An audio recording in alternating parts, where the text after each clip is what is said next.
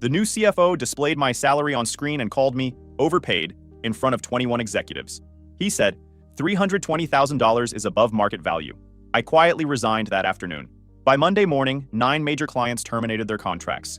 16 days later, 47% of their revenue vanished. Hey Reddit, grab your coffee, maybe grab a snack too, because this one's a ride. This is the story of how a CFO with an MBA from somewhere expensive and exactly zero common sense torched a $500 million company to prove he was smarter than everyone else. Spoiler alert, he absolutely wasn't. My name's Harper, I'm 39, and for 15 years I was the invisible foundation holding Apex Forge Industries together.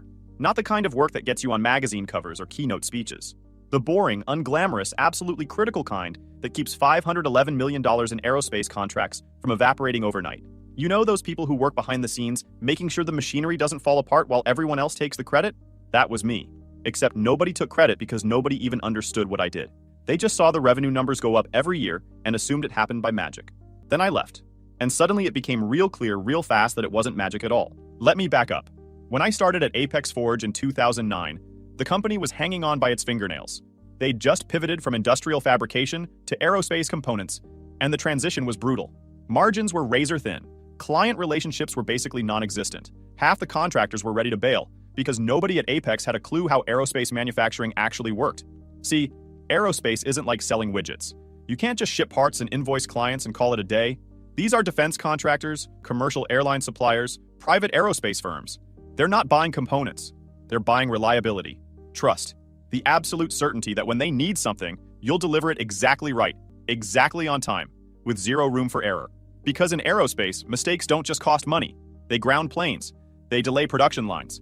They get people fired. One missed shipment can cascade into millions in losses. So when clients sign contracts in this industry, they're not just evaluating your manufacturing capability, they're evaluating you, the person. Can they trust you when things go wrong? Will you answer the phone at 11 p.m. on a Friday when their production line goes down? Will you personally walk them through the hangar floor to verify specs when they're nervous about a delivery? That's what I did, for 15 years. My official title was Senior Director of Strategic Client Partnerships. Sounds fancy and vague, right?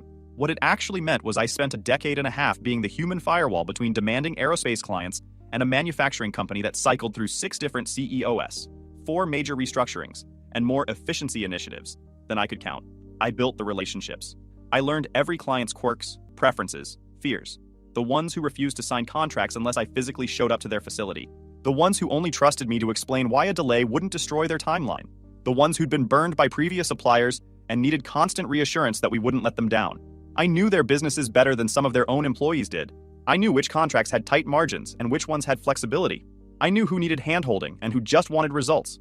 I knew exactly when to push and when to back off, and I delivered. Every single time.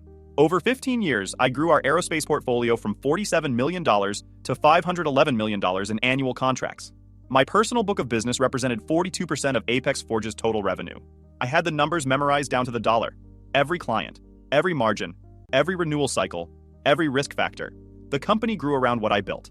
We went from a struggling regional supplier to a nationally recognized name in aerospace manufacturing. Board meetings featured PowerPoint presentations about our strategic market position and industry dominance. They sent congratulatory emails when we hit revenue milestones. Nobody ever asked how those milestones happened. They just enjoyed the results. I never celebrated. Honestly, I barely had time. By the time one quarter closed, I was already 3 moves ahead planning the next round of renewals, anticipating problems, building contingency plans. That's how you maintain $500 million in contracts. You don't coast. You don't relax. You anticipate everything. The work wasn't glamorous. It was long hours in warehouses, red-eye flights to client sites, endless spreadsheets tracking delivery timelines and production schedules, phone calls at midnight because someone's supply chain hit a snag and they needed solutions right now. Weekends spent reviewing technical specs so I could explain them in plain English to clients who weren't engineers. But I took pride in it. I took pride in watching Apex Forge grow from barely surviving to genuinely thriving. I took pride in the fact that our client retention rate was 96%. I took pride in knowing that when clients thought about aerospace component suppliers, they thought about me. Somewhere along the way, though, the board forgot how those relationships actually worked.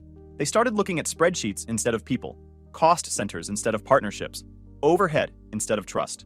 When the new leadership team arrived, I knew what was coming. I'd seen this script before. New executives always show up with their shiny MBAs and their consulting firm credentials, absolutely convinced they can optimize things they don't understand.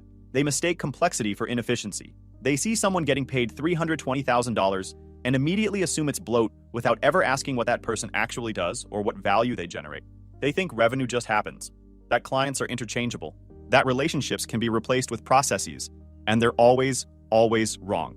Ethan Walsh was the latest savior, our new CFO. He came from Bennett Sterling Consulting, one of those firms famous for parachuting into struggling companies, slashing costs, and calling it a turnaround.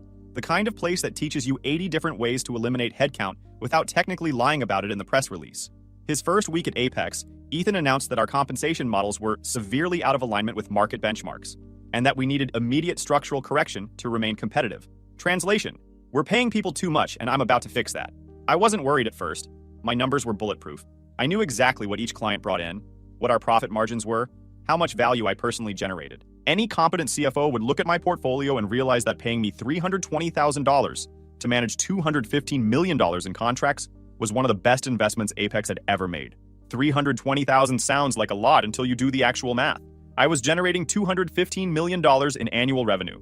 That's a 671-to-1 return. You could pay me twice that amount and it would still be a bargain. But Ethan Walsh wasn't competent. He was ambitious. And there's a massive difference. Within his first 3 weeks, anonymous spreadsheets started circulating through the company. Salary comparisons, performance metrics, industry benchmarking data.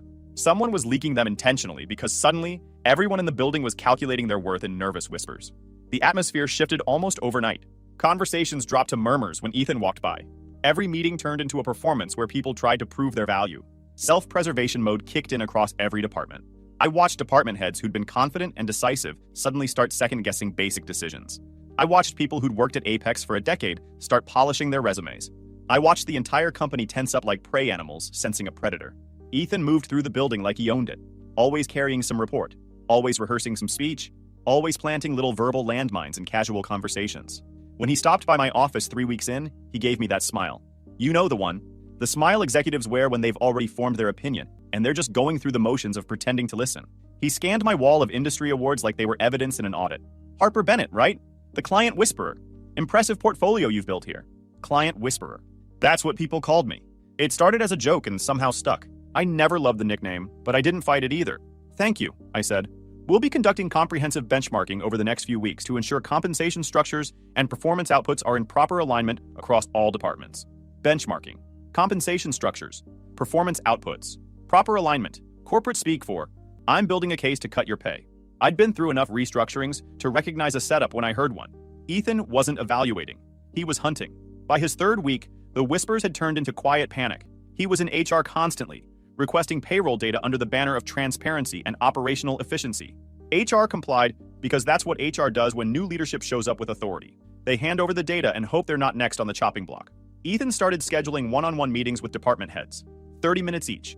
No agenda shared beforehand. People would come out looking pale and shaken, refusing to talk about what happened inside. I stayed quiet, kept my head down, focused on my clients. My instinct told me this wasn't actually about efficiency or market alignment or any of the corporate buzzwords Ethan kept using.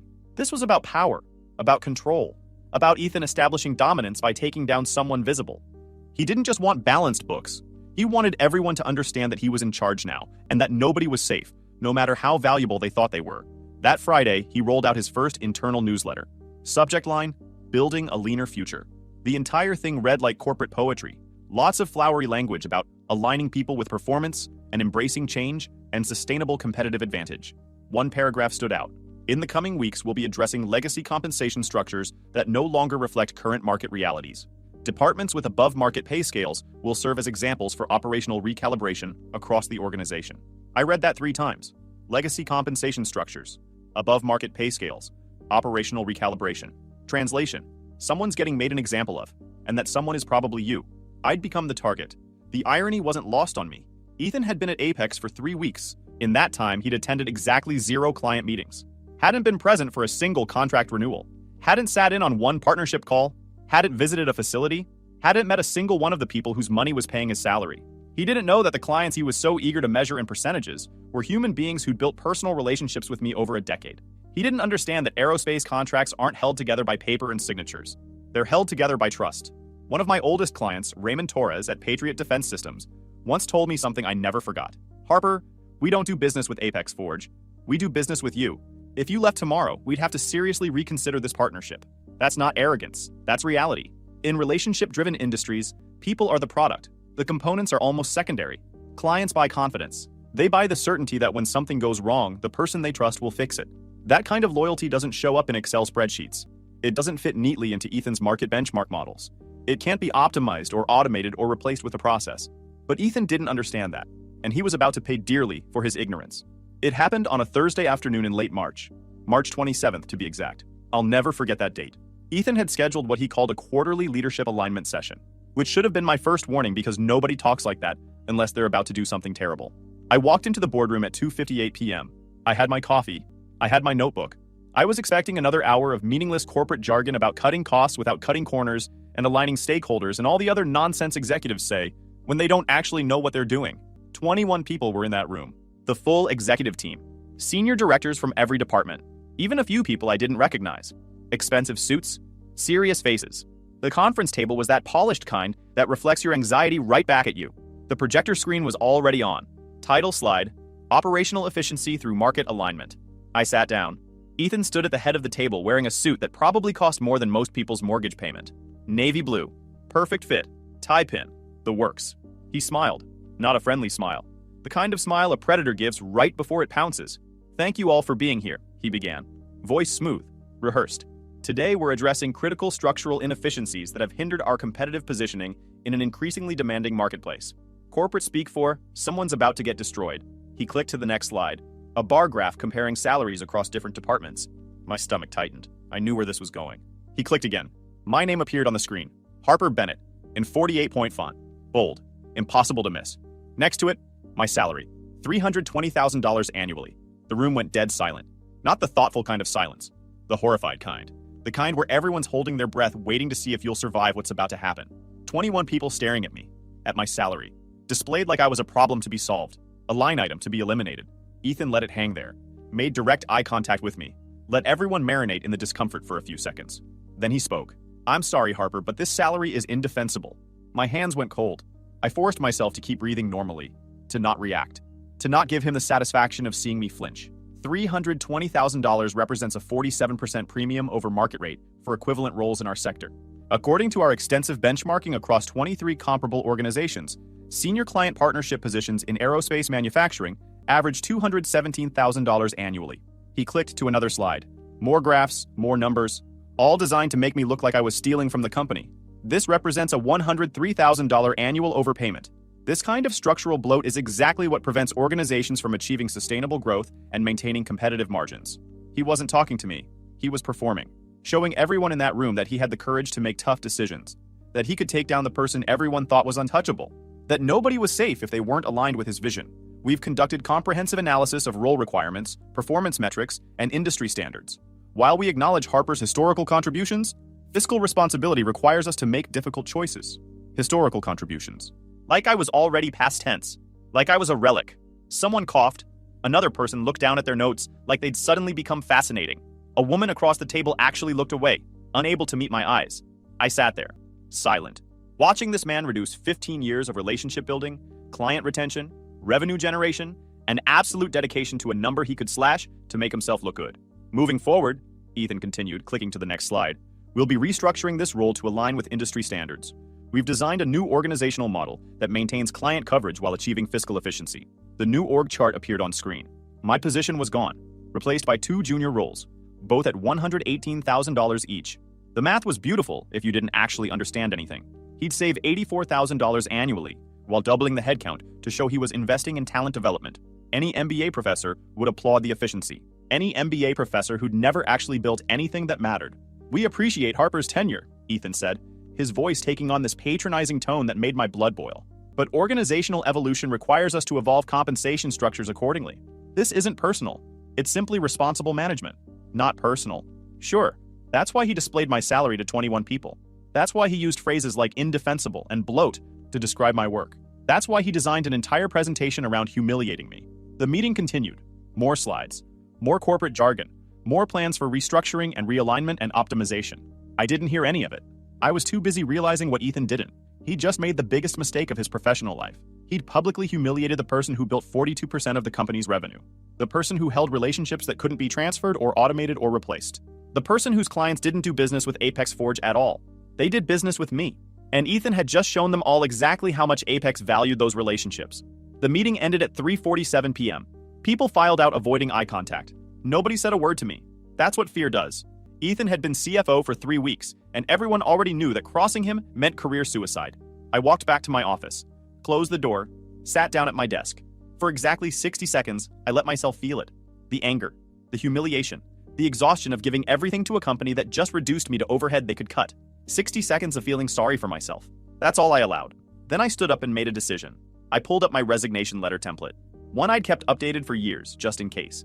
Changed the date, changed a few details, added one sentence. Effective immediately, I resigned from Apex Forge Industries. Thank you for the opportunity. No explanation, no emotional appeal, no anger. Just done. I hit send at 3:52 p.m., emailed it to HR, copied the executive team, including Ethan. Then I started packing my office. 15 years fit into 2 cardboard boxes. Awards I didn't care about anymore. Photos that meant nothing now. A coffee mug someone gave me years ago that said, "Client Whisperer" in fancy script. I left it on the desk. Whoever took over this office could have it. By 4:15 p.m., I was walking out of the building with my 2 boxes. Phone already buzzing with confused messages from colleagues. I ignored them all. I got in my car, drove home. The entire drive, I was completely calm. No crying, no anger, just this strange clarity. At home, I made myself some tea, sat on my couch, stared at the wall for maybe 20 minutes. Then I picked up my phone and started making calls. Not to vent, not to complain, not to badmouth Apex Forge. Just to inform. First call was to Raymond Torres at Patriot Defense Systems. $38 million annual contract. We'd worked together for 12 years. I had his personal cell number memorized. He picked up on the second ring. "Harper, how are you?" "Hey Raymond, quick heads up. As of today, I'm no longer with Apex Forge. Just wanted you to hear it from me before it becomes official news." Silence. Long silence. Then, "What happened?" "Leadership changes, new direction. It wasn't a good fit anymore." "Harper, you're the only reason Patriot stayed with Apex through 3 different CEOs and 2 ownership changes. If you're gone, we need to seriously reassess this partnership." "I understand. Do whatever's best for Patriot." "Where are you going?" "Haven't decided yet. Taking a few days to figure it out. Call me the second you land somewhere." "The minute you do, I want to have a conversation." I made 8 more calls that night. Same calm tone, same simple message, same response from every single client. By Friday morning, my phone was ringing off the hook. Not from former colleagues trying to figure out what happened, from clients. I didn't answer. Not yet. I needed to let them sit with it. Let them realize what my absence meant.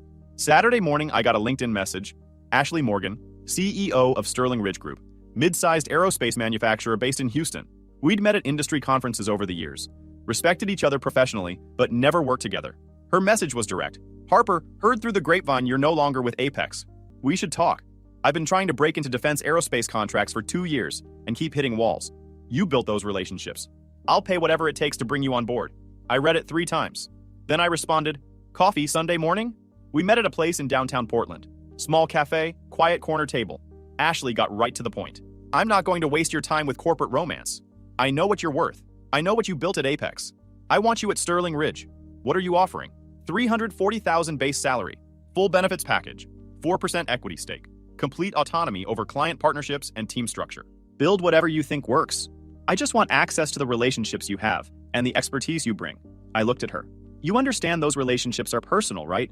They're not company assets I can just transfer. They're built on trust. I understand that's exactly why I'm offering you equity, because I know you'll build the same thing at Sterling Ridge that you built at Apex. And when you do, I want you to benefit directly from that value. Smart woman. We negotiated for 90 minutes. She matched every point I raised. By the time we finished our second round of coffee, I had a verbal agreement for $340,000 base, 4% equity, full autonomy over hiring and strategy, and a clause that gave me final say on all client-facing decisions. I signed the contract Monday morning at 9 a.m. By Monday afternoon, my phone was ringing again. This time from Apex Forge. First call came at 2:14 p.m. Jennifer from HR. I could hear the panic in her voice before she even finished her first sentence. "Harper, we need to discuss your resignation immediately. Can you come in for an exit interview this afternoon?" "No. Please, Harper. The executive team is very concerned about the timing and the way this happened. We'd like to understand your reasons for leaving. There may have been some miscommunication about the restructuring plans that we can clear up." I almost laughed. Miscommunication? Like displaying my salary on a screen in front of 21 people and calling it indefensible was some kind of accident. "Jennifer, I think Ethan made everything exceptionally clear on Thursday. There's nothing to discuss. But the board feels there might have been a misunderstanding about the scope of the proposed changes. They'd like the opportunity to present alternative options that might address your concerns." "There aren't any alternatives.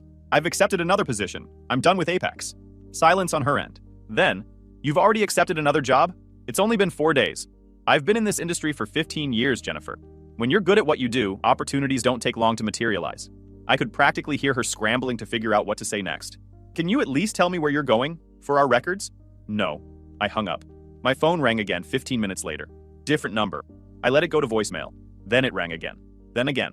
By the end of Monday, I had 7 missed calls from various Apex executives, each increasingly desperate. Tuesday morning brought a new tactic. The CEO himself, William Richardson, called my cell. I actually picked up that time because I was curious what he'd say. Harper, Bill Richardson, I hope I'm not catching you at a bad time. What can I do for you, Bill? I wanted to reach out personally about your resignation.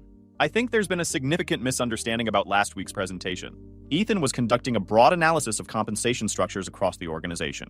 The way information was presented may have been poorly executed. Poorly executed. That's corporate speak for, we realized we massively messed up, but we're not going to actually admit it. The presentation was perfectly executed, Bill. Ethan accomplished exactly what he set out to do. He made an example of me to show everyone else that nobody's safe. Mission accomplished. That wasn't the intent, Harper. I can assure you. Bill, I've been at Apex for 15 years. I've watched 3 different CEOs try to manage Ethan Walsh types who show up thinking they're going to revolutionize everything. It never ends well. This time, I'm just getting out before the crash. We don't want you to leave. You're a critical asset to this organization. Critical asset. Funny how I went from indefensible overhead to critical asset in 4 business days. I appreciate that, Bill, but I've made my decision. Can we at least discuss what it would take to change your mind? Name your price? And there it was. The moment when they realize the value of something is directly proportional to how badly they need it and how hard it is to replace. It's not about price, Bill. It's about respect. You can't put a dollar amount on that. I understand. But surely there's some arrangement we can reach that would... There isn't. I've already committed to another company. This conversation is a courtesy, not a negotiation. I hung up before he could respond. 2 hours later, Ethan called. I didn't answer. He left a voicemail that lasted almost 3 minutes. I played it on speaker while I organized files in my home office. Harper, this is Ethan Walsh. I think we may have gotten off on the wrong foot last week, and I want to address that directly. I've had several conversations with the executive team and the board over the weekend, and there's unanimous agreement that we need you at Apex Forge. The presentation last Thursday was part of a larger strategic analysis that perhaps wasn't contextualized properly for that particular audience. I'd like to schedule a meeting this week to discuss a revised compensation package that better reflects your unique contributions to the organization and your irreplaceable industry relationships. I'm prepared to discuss significant adjustments to the preliminary proposals. Please call me back at your earliest convenience. I really think we can work this out to everyone's satisfaction. I deleted it without finishing the last 30 seconds. The thing about desperation is, it makes people say things they'd never say otherwise. 2 weeks ago, Ethan was publicly destroying my reputation. Now he wanted to discuss significant adjustments and unique contributions. The clients didn't need that much time to figure things out either. By Tuesday morning, the clients started moving. Raymond at Patriot Defense sent the first formal letter to Apex's executive team at 9:47 a.m. I know the exact time because he texted me a screenshot before he sent it. Effective in 30 days, Patriot Defense Systems will not be renewing our partnership agreement with Apex Forge Industries. After careful consideration of recent organizational changes and strategic direction, we've identified alternative suppliers that better align with our long-term partnership requirements and operational expectations. It was beautifully written, professional, polite, devastating. Translation: Harper left, so we're gone. I didn't ask Raymond to do it, didn't suggest it, didn't even hint at it. He made that decision entirely on his own, based on 12 years of working with me and exactly 0 years of trusting anyone else at Apex. 3 hours later, Cynthia Wu at Aerospace Dynamics Group sent her letter. $22 million annual contract, 8-year relationship. She didn't even bother with the 30-day courtesy. Her letter said effective immediately. Wednesday brought 2 more. Defense Systems International and Pacific Aviation Components. Combined $41 million in annual revenue. Both cited strategic realignment as their reason for terminating. Industry speak for, the person we actually worked with is gone. Thursday morning, I got a call from James Martinez at Sierra Flight Manufacturing. $18 million contract, 10-year relationship. He didn't bother with a formal letter, just called me directly. Harper, I need to know something straight up. Are you at Sterling Ridge? Yes. As of when? Monday. Cool. I'm sending termination papers to Apex this afternoon. Our legal team will reach out to Sterling about transitioning the contract. I'm not waiting 30 days. I'm not playing games. You built our relationship. You know our specifications better than anyone in our own company. I'm not staying with Apex just because some contract says I should. James, you don't have to do this because of me. I'm not doing it because of you. I'm doing it because it makes business sense. Working with you has saved Sierra probably $3 million over the years in avoided delays and production issues. Why would I stick with a company that just pushed out the person responsible for that value? That's not loyalty. That's stupidity. He hung up and sent the termination letter 2 hours later. By Friday afternoon, Apex had lost 9 major clients, $127 million in annual contracts, gone in 6 business days. The industry news sites started picking it up Friday evening. Major client exodus at Apex Forge following leadership changes. Trade publications ran pieces analyzing what they called unprecedented partner departures. Nobody mentioned my name in the articles. They didn't have to. Everyone in aerospace manufacturing knows how small this industry really is. Word travels fast. People talk. Within a week, every major player in aerospace components knew exactly what happened. CFO humiliates senior director over salary. Director resigns. Clients follow her out the door. Company implodes. It became the cautionary tale people whispered about in conference hallways. Ethan tried calling me 4 more times that week, each voicemail more desperate than the last. Harper, please. We need to discuss transitioning these accounts properly. Harper, the board has asked me to reach out. We're prepared to revisit the compensation conversation.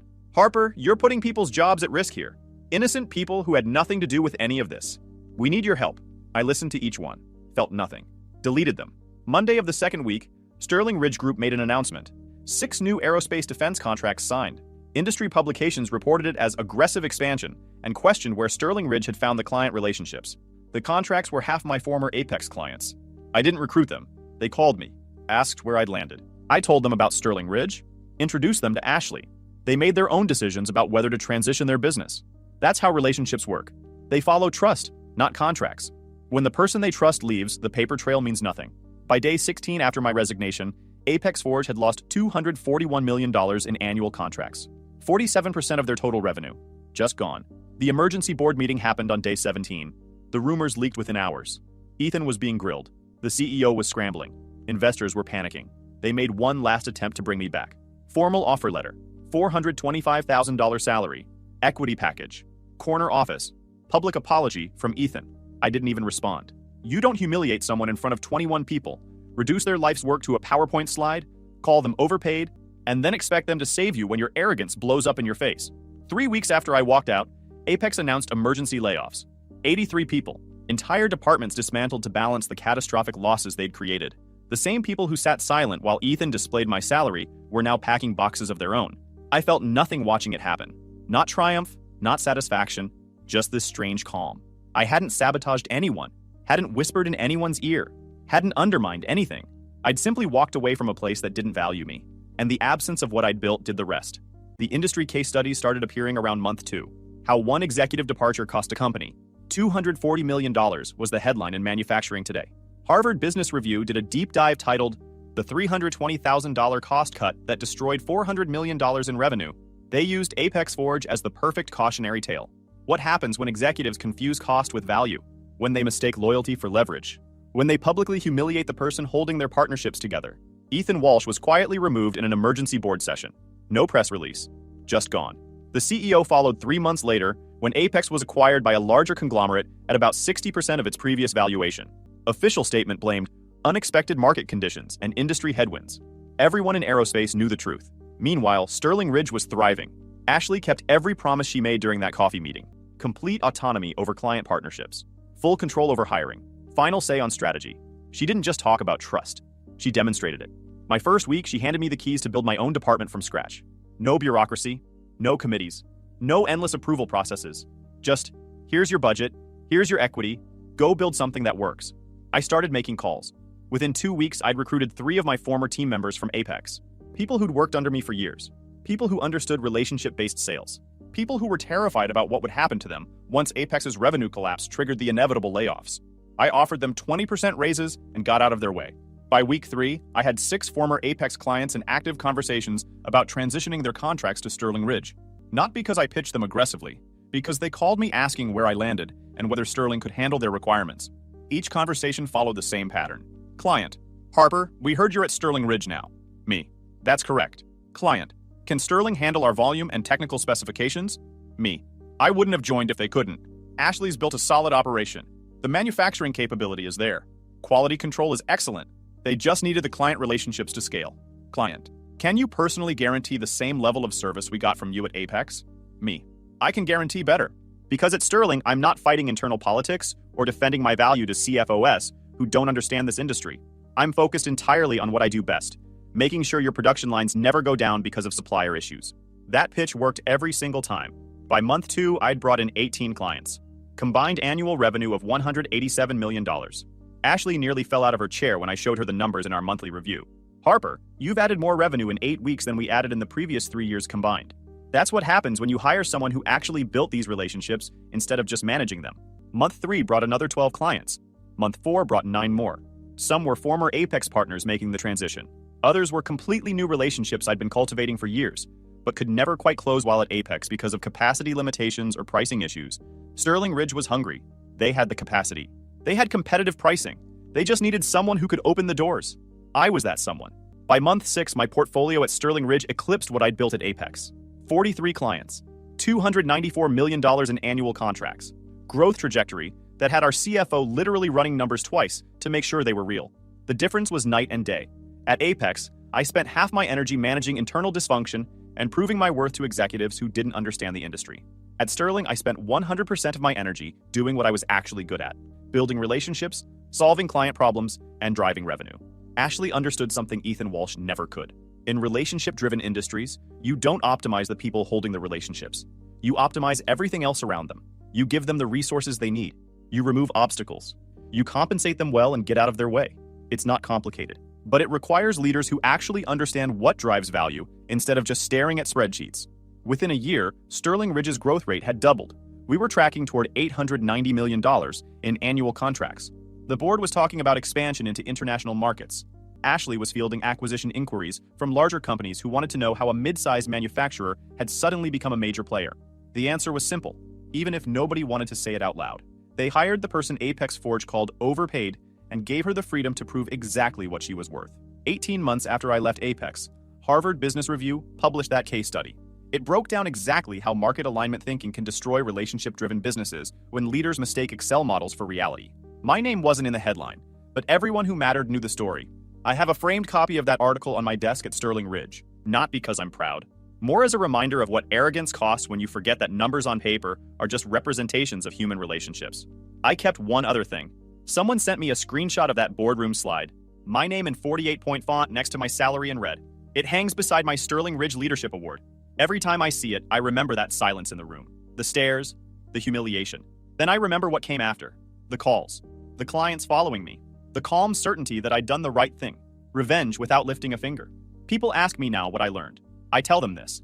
If a company ever tells you you're overpaid, don't argue. Don't fight. Don't try to prove your value with presentations or data. Just walk away. Let them figure out what you are actually worth. Because eventually, the same people who reduced you to a line item will watch their bottom line crumble and realize too late what they lost. When Ethan called me overpaid, I understood something crucial. Some leaders confuse cost with value. They see a salary and assume it's negotiable. They forget that behind that number is a decade of relationship building they'll never be able to replicate. Walking away wasn't about revenge. It was about reclaiming what was mine, my dignity, my expertise, my peace of mind. But life has this way of balancing the scales without you needing to do anything. When Apex collapsed under the weight of its arrogance, that wasn't my victory. That was their lesson. I didn't destroy them. They destroyed themselves the moment they treated a person like an expense. The real win wasn't the contracts that followed me to Sterling Ridge, wasn't the equity that's now worth a fortune, wasn't even the Harvard case study. It was waking up without resentment, knowing I didn't have to yell to be heard, that my worth didn't need defending, because the people around me already understood it. 3 months after Apex's acquisition, I got one final call, from Ethan Walsh. I almost didn't answer, but curiosity won. Harper. His voice sounded different, smaller, exhausted. I owe you an apology. I waited.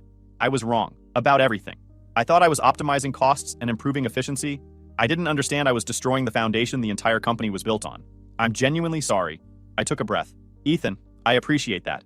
But apologies don't rebuild trust. They just acknowledge what broke. I know. I wanted you to understand. I realize now what I cost the company, what I cost you personally. You didn't cost me anything, Ethan. You freed me. The clients didn't leave Apex because I recruited them. They left because you showed them exactly how much the company valued the relationships they'd built. That wasn't my doing. That was entirely yours. Silence on his end. Good luck with whatever comes next, I said. I hung up, deleted his contact. That was 2 years ago. Today, Sterling Ridge Group is on track to close $890 million in annual contracts. I'm VP of Strategic Partnerships. That 4% equity Ashley gave me is worth significantly more than when I signed. We built something that actually works, where people aren't line items on a spreadsheet, where relationships aren't viewed as overhead. where loyalty gets reciprocated instead of exploited. I still work long hours. Still answer my phone at midnight when clients need me. Still walk hangar floors and explain delays and build trust one conversation at a time. The difference is, I do it for a company that understands what that's worth.